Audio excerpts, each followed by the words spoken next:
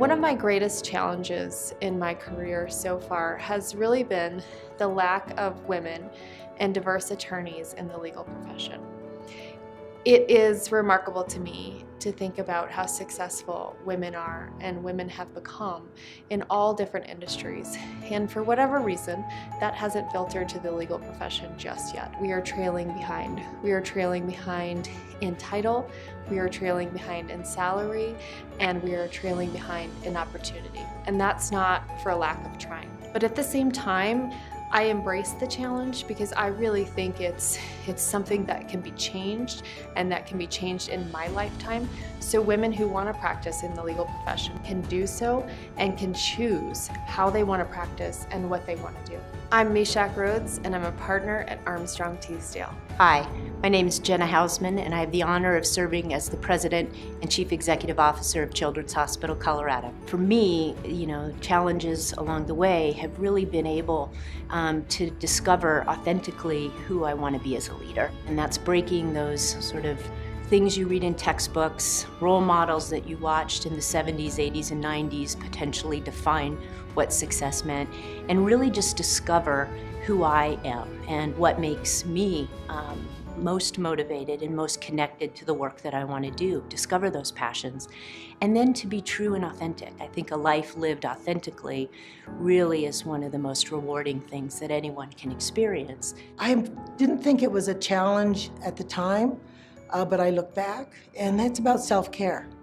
I was very active. I felt I was someone who could do a lot of things, and I realized that at the end of the day, you really have to do some self-love as well, and that meant really taking care of myself. And that means thinking about what I'm eating when I'm stressed, think about when I've got a meeting to go to and I haven't eaten all day, not sleeping. All of that affects, I consider, my best or not best. And I would say self-care is huge. Hi, I'm Cesar Ortiz, and I'm Special Advisor to the Latino Community Foundation of Colorado.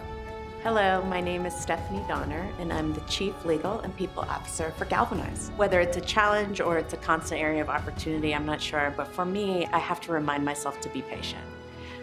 Patience is not something that comes easy to me, but I have recognized that career and growth, it's really a marathon, not a sprint. So I'm always reminding myself to exercise patience and remember to be grateful. It's been challenging in the sense for me that I'm a woman of color, and coming from the Asian Indian origin, you're always taught that you have to respect authority.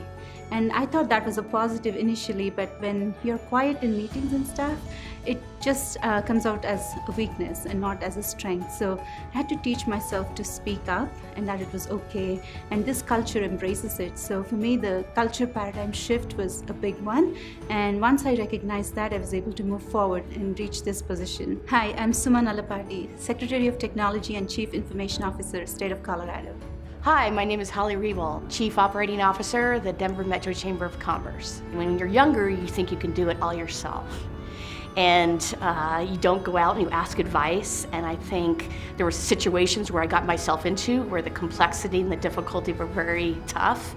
And I thought, I can do this, I can pull through it, do it on my own. And instead, I should have relied on people around me, experts that I knew in the industry, and really try to collaborate and get feedback. And I think that's one of the things that I learned as a young leader, is that you really need to go ahead and ask for help. Most of the challenges I faced, I created myself. And I think one thing about trying to become successful is really be curious and open to learning and improving yourself. Make decisions, accept those decisions, and then learn from them. And you'll make some really good ones, and then you're gonna make some colossally bad decisions. And I think instead of moping about them or blaming those bad decisions on somebody else, I was really taught to think through how you got to that bad decision, learn from it, and then quickly move on. My name is Jennifer Brandeberry, and I'm the co-owner of Brandeberry McKenna Public Affairs. Hola, me llamo Cristina Aguilar.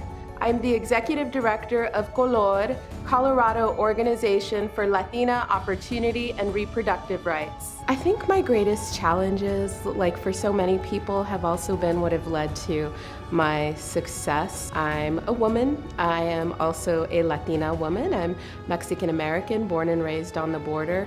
And then I also identify as queer.